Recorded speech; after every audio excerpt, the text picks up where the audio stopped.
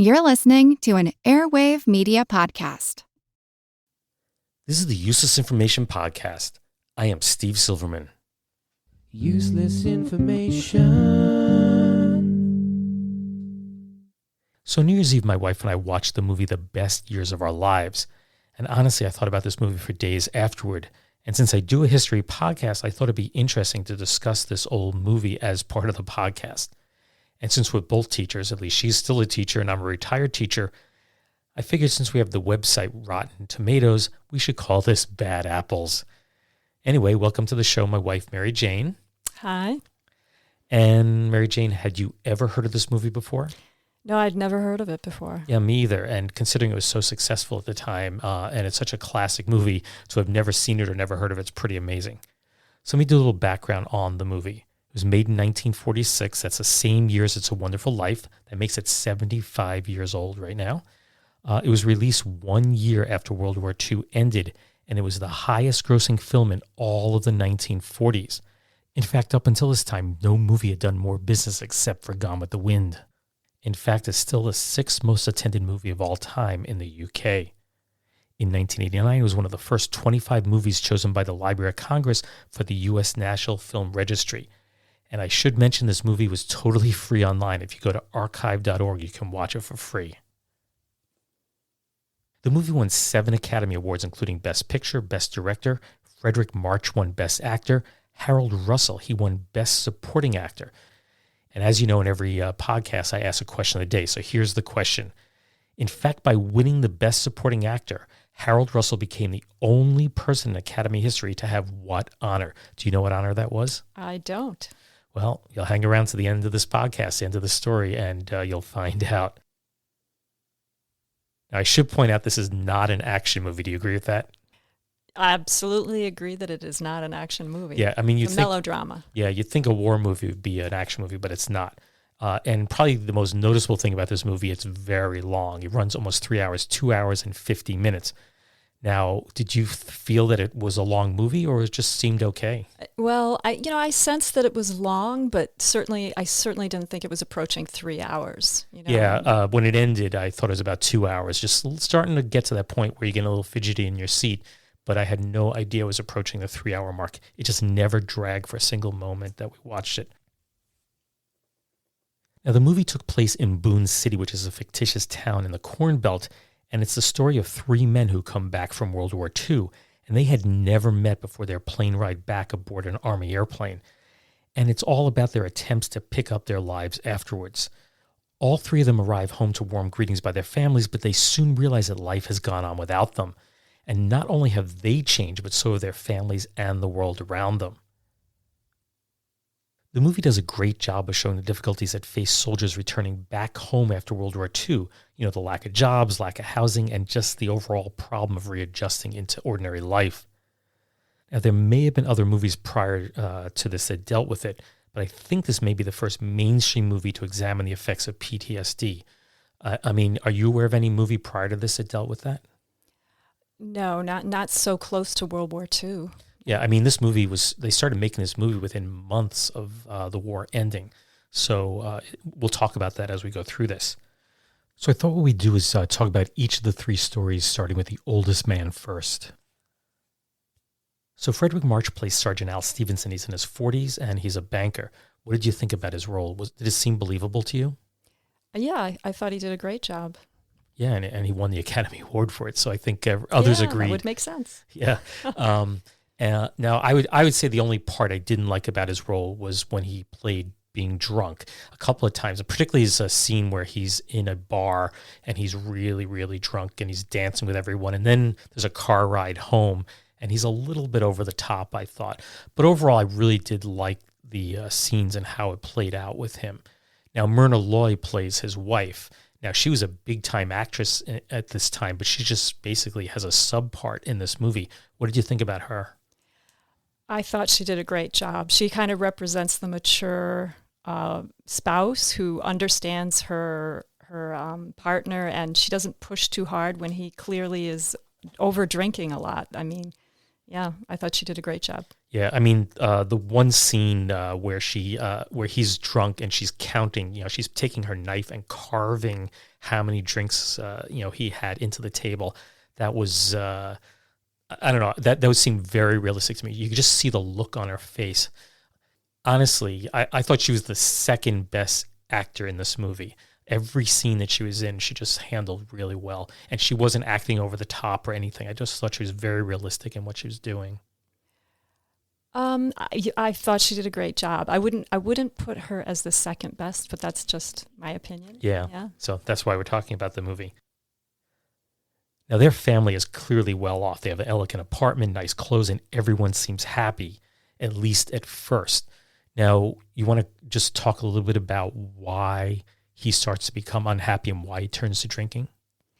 Well, I think when he arrives home, he can't believe how much his kids have changed, and there's actually, problems of like almost a generation gap. When he speaks to his son and tries to give him a sword from Japan, the son almost can't relate to what he's gone through.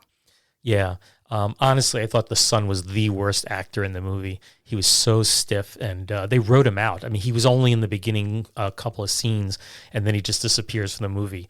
The daughter, which is Teresa Wright, she's a big character in the whole movie, but the son never appears again after that. And I think that's probably because he wasn't that great of an actor. I could be wrong. I couldn't help but wonder why they even put his part in there. I mean, why couldn't he have just come home and, had one daughter and not a son who was so stiff and such a bad actor and really was written out of the movie, pretty quickly? Well, I mean, he did even question what was done during the war, right? Dropping of the atomic bomb. I think that little piece was important for the storyline. Yeah, I guess, but it just... I just didn't like what he was doing. I thought he was the worst part of the movie. I mean, the movie was very good, but that one little, anytime he was on the screen, I just felt like he couldn't act.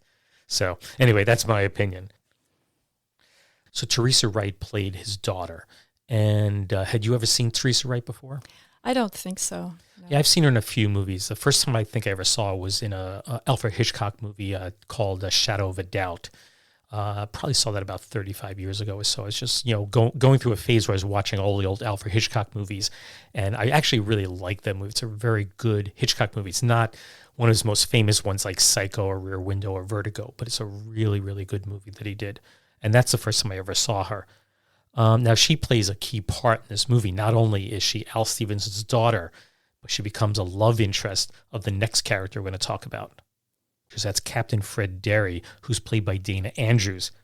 Now, Fred was a crew member on a bomber and is awarded the Distinguished Flying Cross, yet he returns home to find his life back home is far worse than it was when he was dropping bombs. You want to talk a little bit about what his life was like when he came home? Well, he can't seem to find, it seems like he's underemployed. He actually goes back to where he worked before, and he described himself as a soda jerk. So he wants to do better, but he can't seem to find better employment. And that was a common problem after the war. All these men came home, and there was no place for them to find jobs, at least good-paying jobs. Now, his character supposedly married 20 days prior to leaving for war, and his wife, Marie Derry, she's played by Virginia Mayo, and she plays kind of a ditzy showgirl, I guess you could say. Right, almost trashy, I would say. Trashy is probably a good way to describe it. Yeah. What did you think about their interaction? Well, clearly they were married kind of on the fly, and she wasn't really so interested in him so much as the soldier that she had met right before he left. Yeah, and there's a scene in the movie where he comes in and he's not wearing his uniform, and she is not impressed. Right, she's very disappointed just to see him the way he's dressed, and he is uncomfortable with the fact that she wants him to put back that uniform back on, and he kind of wants to start a new life. Right, and also he's not earning enough money for her. She has very expensive tastes, and he was earning good money in the military, but now that he has a civilian job, he's not doing well. And she's just complaining. She's basically whining and complaining about it. She's definitely not as empathetic and nurturing as the other women characters. Yeah. Pretty early on, this marriage is not going to work out. Yeah, I mean, he gets back, he can't even find her, actually, because she's working in some nightclub. He doesn't even know where she is. Right. And it's kind of clear that, they couldn't do this in the 1940s, but it's clear she's been with other men. I think that's implied by her character. Right, definitely. Of course, another love interest comes into his life. That's Peggy Stevenson, who's played by Teresa Wright, and she's playing Al Stevenson, Sergeant Al Stevenson's daughter. Did you feel that relationship as it was building, that it was, I don't know, to me it didn't seem like a real relationship. It was like almost like they looked at each other and then they're in love and, Yes, I mean, it may not have been as developed as it could have been. Yeah, it did seem like suddenly they really cared about each other out of the blue, sort of. Yeah. Yeah, it seemed a little thrown together. I would have liked to have seen that developed a little bit better in the movie. I would say there was one of the few weaknesses in the movie is that one little story arc, that little portion of the story wasn't developed. It was almost like it was like instant love, and right. I agree. It didn't play as well as I had hoped. I think if they had somehow thrown a little bit more into the movie to develop that, it would have been better. Now, one of my favorite scenes in the movie was at an aircraft graveyard in Ontario, California, where he is walking along through all these airplanes that are being dismantled. What did you think about that scene? I thought it was great. I mean, there was really ominous music, and you understood kind of right away that he felt, like he was becoming obsolete, kind of like the planes. Yeah, it basically, now that the war is over, there's no use for these planes, and there's no use for him. And honestly, I thought it was spectacularly filmed. I mean, just that scene, it was just so grand to look at. Just something that'll probably stay with me for the rest of my life. I mean, there really wasn't much dialogue. I can't play it for anybody, but just, you can see him reflecting on his life. And it's also a turning point in the movie, but I'm not going to give that away. Right. Now, the third story that's interwoven with the other two leading men is that of Homer Parrish, played by Harold Russell. Right. And he's a Navy man who worked below deck, and he claims he never saw combat. That basically he was below deck for the entire war. And of course, what happened to him? They were bombed, apparently, and his two arms were burned off. Yeah. And would you agree with me that you weren't sure for most of the movie whether he really was an amputee or not? Oh, absolutely. That's what it kind of kept me thinking, like, is this guy a real, true double amputee, or do they have kind of like pretend prosthetics on his arms? I couldn't tell. Well, of course, what is the truth? The truth is, what you actually discover watching the film towards the very end, is he is truly a double amputee from the war, and it's the scene is pretty startling. Yeah. Yeah, I think the scene where he reveals that, I mean, there were other scenes where he was getting dressed, like there was a scene where his father helped him get ready for bed, but they never showed, that he was missing the lower portion of his arms. Right, below his chest area. They didn't really show. Yeah. Right. I think actually the best scene in the movie is when he is with his fiancée, Wilma, and he's trying to explain to her what life is like living with a double amputee. And, they go up to his bedroom and he's getting ready for bed, and he's showing her what he's going through. And every night you're going to have to help me with this, because they have to remove the straps and everything. So, yeah. Yeah, I think that was the best scene in the movie. I don't know if you agree with that or not. As I described it, it's kind of startling and yeah. I mean, it's memorable for sure. Yeah. So why don't we play a short clip of that? Great. Okay. So to set this scene up, Homer, who's played by Harold Russell, he's up in his bedroom in his parents' house showing his fiancée, Wilma, who's played by Kathy O'Donnell, what it's like when he removes his prosthetic arms for the evening. This is when I know I'm helpless. My hands are down there on the bed. I can't put them on again without calling to somebody for help. I can't smoke a cigarette or read a book. If that door should blow shut, I can't open it and get out of this room. I'm as dependent as a baby that doesn't know how to get anything except cry for it.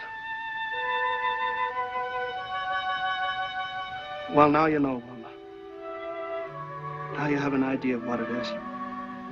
I guess you don't know what to say. It's all right. Go on home. Go away like your family said. I know what to say, Homer. I love you, and I'm never going to leave you. Never.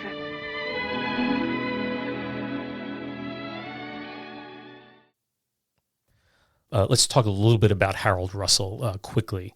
Sure. Because he was not an actor.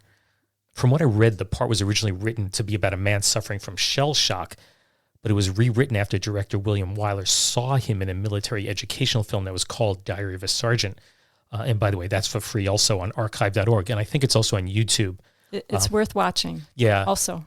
Basically, it was footage of him and how he learned to adapt with these basically these maneuverable hooks that he had for hands and arms. Right. And honestly, I don't know about you, but I was amazed what he could do with that. Yeah, I mean, actually, if you watch the film, you'll learn that he has to move his right shoulder blade in order to use his left hand, and his left shoulder blade to use his right hand, or pincers, you would almost say. This is in the documentary, not in the movie we're talking about, right? Now, you know from the beginning of the movie, from the best years of our lives, from the very beginning, now you're not really sure if he really has prosthetics or not, but you know he's really good with them, because the first thing he does is like he signs his name, and then another time he lights a cigarette for someone else. Yeah, he grabs the matches and he lights the matches and lights the cigarettes, and he lights it for the other two guys. Pretty amazing. I the whole movie, I just, at first I wasn't sure if they were real or not, but holy cow, I mean, he had incredible skill. Right. And at one point, of course, it's a duet, but he actually plays the piano with his uncle in one scene. And I should mention the uncle is Hoagy Carmichael, who was, very famous in his day. Oh, okay. I didn't know Hoagy, but that's great to know. Now, I should tell you, I mean, you actually know this, I think, that he lost his limbs not in combat, but he was in the United States training others, and he went to grab a box of TNT, and it had a defective fuse, and it blew up, and that's how he lost his two arms. Right. But still, it's just as tragic. Yeah, and he was a student at Boston University when they asked him to be in the movie. And in fact, when the movie ended, shortly after all the publicity and all the fame had died down, he went back and he got his degree from there. So he didn't stop his education and become a big movie star. Right. It was one of the few roles that he actually did. Now, did you think him being a non-actor was good or bad? I actually thought it was a real positive. I think they took a bit of a gamble, and it really paid off because he injected a bit of realism into that character. All the other characters, they kind of have a Hollywood look to them. They're actually quite attractive and all that. He looks like your next door neighbor, and he even had a regional accent, which I liked. Yeah, except it's supposed to be it's Bostonian. It's Bostonian. And they're supposed to be. You don't really notice it in the movie until you think about it after. I kind of noticed it. Oh, you noticed it? I love accents, though. Yeah, but you're a language teacher. Yeah. But, so he's a Bostonian accent. He's supposedly, raised in the Midwest from when he was a baby. So a little out of place, but I didn't notice that. But honestly, I thought every scene that he was in was the best part of the movie. I'm not really sure this movie would have been as great if he wasn't in that movie. I think it would have just been an ordinary, war movie. But because he was in that movie, I thought he made all the difference. I absolutely agree. Yeah. So this leads to the answer of what honor Harold Russell has with the Academy for the Oscars. And that is he's the only person to win 2 Academy Awards for the same exact role.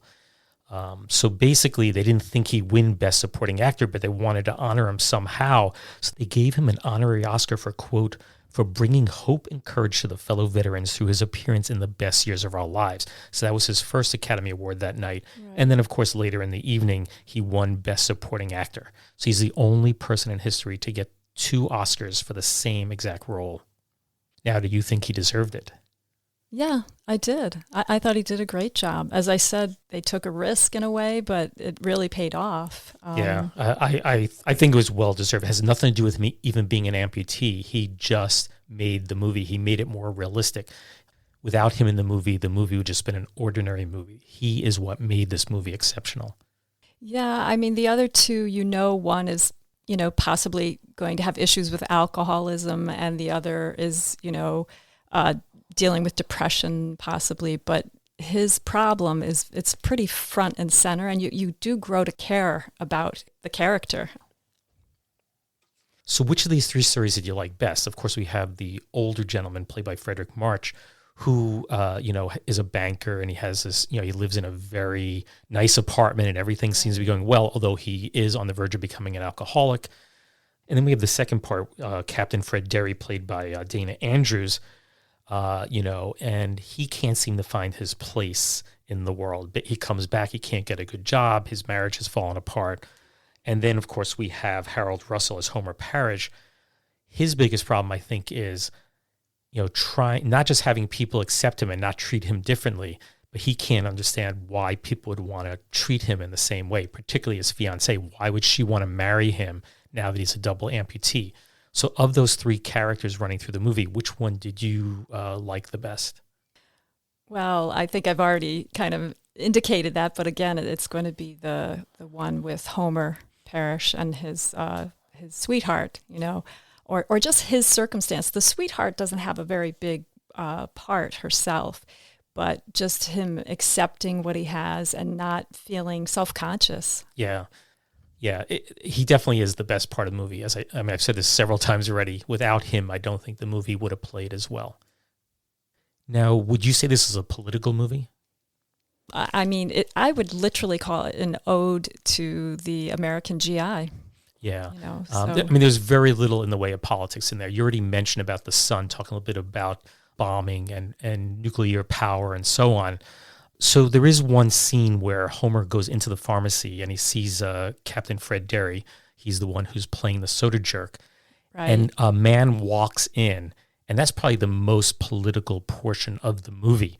The guy basically is questioning why we were in the war.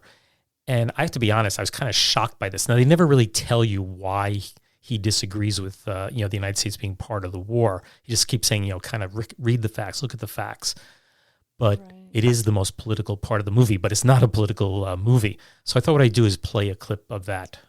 Okay, that sounds good. So let's take a listen. You got plenty of guts. It's terrible when you see a guy like you that had to sacrifice himself. And for what? And for what? I don't get you, mister. Anything else for you? Check. We let ourselves get sold down the river. We were pushed into war. Sure, by the Japs and the Nazis, so we had... No, the Germans and the Japs had nothing against us. They just wanted to fight the Limeys and the Reds. And they would have whipped them, too.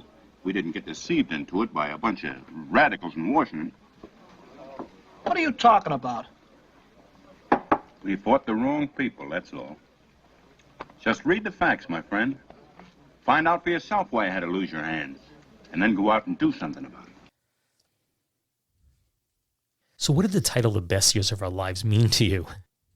Well, I didn't have a lot of time to think about that question, but I possibly what's ahead of them now that they're back. They're back from the war, and you hope that what's ahead of them is the best years of their lives. Now, there's only one time in the movie that they kind of mention something like Bring that. up that. Yeah, Marie Derry, who's played by Virginia Mayo, she plays the showgirl, cocktail waitress, I guess.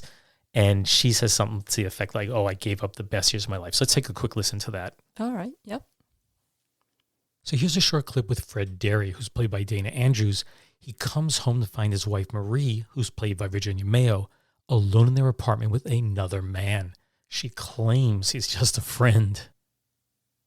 Did you know him while I was away? I know lots of people. What do you think I was doing all those years?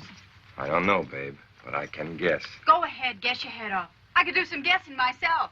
What were you up to in London and Paris and all those places? I've given you every chance to make something of yourself. I gave up my own job when you asked me. I gave up the best years of my life, and what have you done? You flopped. Couldn't even hold that job in the drugstore. So I'm going back to work for myself, and that means I'm going to live for myself, too. And in case you don't understand English, I'm going to get a divorce. What have you got to say to that? So I interpreted the title when I thought about it after seeing the movie. Mm-hmm. The way I interpreted it was that basically all these people, they were away at war, their families back at home, they all gave up the best years of their lives, that they missed out on so much. Whereas you're looking at it from the opposite point of view, that they have the best years in front of them. So maybe it's a combination of the two. Possibly. That's the way I saw it, though. Yeah. So Mary Jane, I said what my favorite scene is. What was your favorite scene in the movie? So my favorite scene takes place at the very end of the movie, and I'm going to try not to give too much away, but it's where there's a family gathering in a home, and it's very intimate. And at one point, the character of Homer Parrish has to do this very basic task, and it seems like everyone in the room kind of holds their breath. They're not sure he's going to be able to do it because he's using his hooks to do it. And he does succeed. I'm not going to tell you exactly what it is, but and then there's this kind of sigh of relief from everyone, and they know at that moment that he's going to have a happy life. He's going to succeed, even though he has this terrible disability. And I just think the message is very positive. It's almost, I feel the whole movie is a bit of a love story to the American soldier, and the message is it's going to be all right. You know, the ending message. And I just think it's a great way to finish it. And I really was very impressed with that actor. And I do call him an actor, even though he was an amateur actor. So that's my favorite scene. I hope I didn't give away too much. Yeah, I will add to that. I did read that he fumbled his line at that point, and they decided to leave it in because it made it more human. You know, made the ending more realistic. Yes, I think, as I said earlier, I think they took a bit of a gamble working with someone who was a non-actor, but he made the film. I totally agree. So as you know, I always include 3 additional short stories at the end of each podcast. So I thought it'd be interesting to see what the critics thought of this movie when it was first released. Now, we're not going to read them in their entireties. We're just going to read excerpts of each. So Mary Jane, why don't you start with the first one? This is from the December 26, 1946 publication of the LA Times. What most differentiates the best years of our lives from other post-war emprises is the presence of Harold Russell, the ex-Army paratrooper. He appears as one of the 3 central male figures whose stories are related. While his is not an acting part of great exactions, he succeeds in bringing enormous impact through the utter simplicity and sincerity of what he does. His work endows the best years of our lives with factual power. The Russell adjustment to the civilian environment is a deeply wrought thing, the most moving and central development in the plot. What the war brought him besides ephemeral glory is a physical tragedy that has beset many men, loss of hand or foot or other permanent disability. Wow, that was very well written. Let's do another one. And this is from an article written by Marjorie Adams that appeared in the December 26, 1946 publication of the Boston Globe. The Best Years of Our Lives, which had its Christmas Day opening at the Esquire Theater, is one of the best pictures of all time.